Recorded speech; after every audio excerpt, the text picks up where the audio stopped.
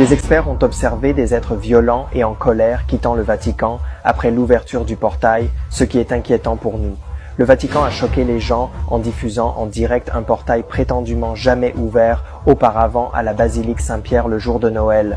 Les images montrent le visage du pape François devenant pâle de terreur, accompagné des rires d'un enfant. Le phénomène devient préoccupant. Je vais vous laisser regarder la vidéo, mais laissez-moi d'abord vous expliquer. Cette Noël, un événement unique et mystérieux, va bouleverser l'Église catholique. Le pape François ouvrira non pas un, mais 5 portails sacrés, et l'un d'eux dans un lieu jamais touché par la lumière divine, une prison. Que cache cette décision historique? Restez jusqu'à la fin pour tout comprendre. Car le flux montre les papes entrant dans le portail, leur visage se métamorphosant en démons en temps réel, avec des experts incertains sur l'origine de cette influence maléfique. C'est comme « Oh, c'est juste un petit pape là-bas, je vais faire un zoom. » Bam! Qu'est-ce que c'est?